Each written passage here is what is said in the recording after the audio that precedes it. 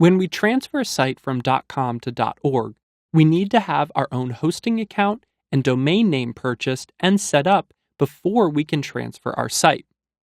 WordPress.com has 3 hosting providers who also sell domain names who they recommend: Bluehost, HostGator, and DreamHost. We went ahead and went to the Bluehost site and signed up for a new basic shared hosting account, although we ended up getting their Plus version rather than the most basic starter one. Now, when you sign up for a hosting account, you'll be asked whether you need to purchase a new domain name or whether you already have one. There are 2 types of domains in WordPress. There are those that include the URL wordpress.com in it, which all sites are given by default. However, with this particular one, if I go in to view more about it,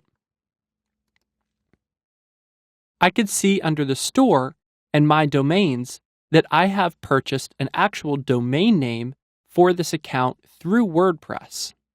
For more information on how we did this, you could check out the WordPress.com course that we have on how to build great sites at WordPress.com. However, we're going to assume that if you have this set up, you already knew how to do it, and you already know that you're running off of a primary domain name for your site, such as this one, which is running off of treehousejuicebar.com. However, there's another type of site, such as the transfer demo site I set up, that still has WordPress.com in the URL. If you already own the domain name, then when you sign up, you'll enter in the domain name that you already own. However, if you don't have a domain name already, or if you're using a URL that has the free WordPress.com part in it, then you'll want to sign up for your own domain. Note, though, that it's a slightly different process for if you're registering a new domain versus if you have your own domain that you're already using. Specifically, the issue here is that if you have a domain name already, that domain name is already going to be assigned to the particular blog on WordPress.com. What you will need to do after you purchase your hosting account is come in to edit your domain, which you can get through under Store, My Domains, and then Edit.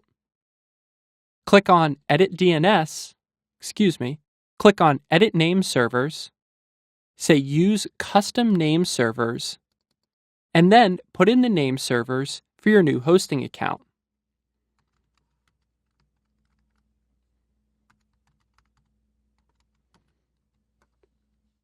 And save those changes. Note, though, that during this process, your site might break if there's a short time delay between when you made these changes, when they take effect, and how long it takes you to get your new site up and running on the new server. It's a little bit outside the scope of this project to set up a temporary URL to build the site on and to transfer so you don't have this interruption. So just know that if you take this approach, you may have a little bit of downtime on your URL. However, if downtime is something that's very important to your site, you might want to look into the paid transfer or in how to set up temporary URLs, which you can inquire more about with your hosting provider. Note that once you save these changes, again, they may take up to 72 hours to take effect.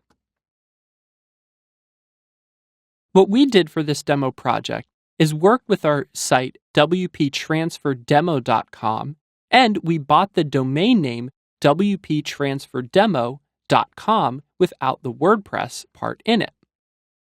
Transferring from a URL like this that has WordPress to one that's your own URL is actually the simplest process when transferring.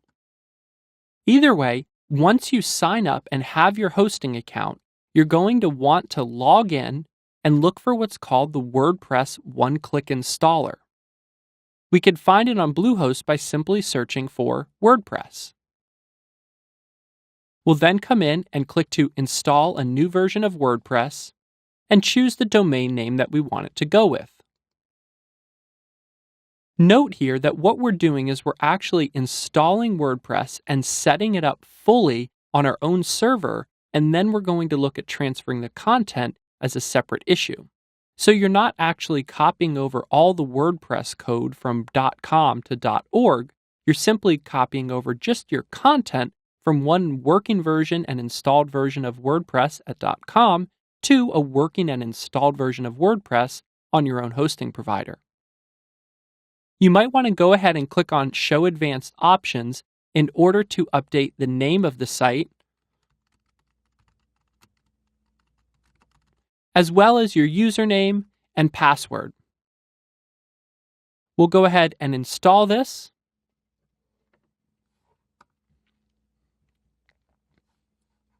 Wait for our install to complete.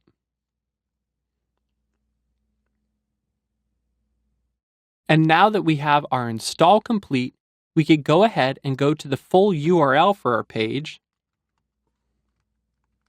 with /wp-admin at the end and log in with the username and information that we just set up. So we'll go ahead and log in.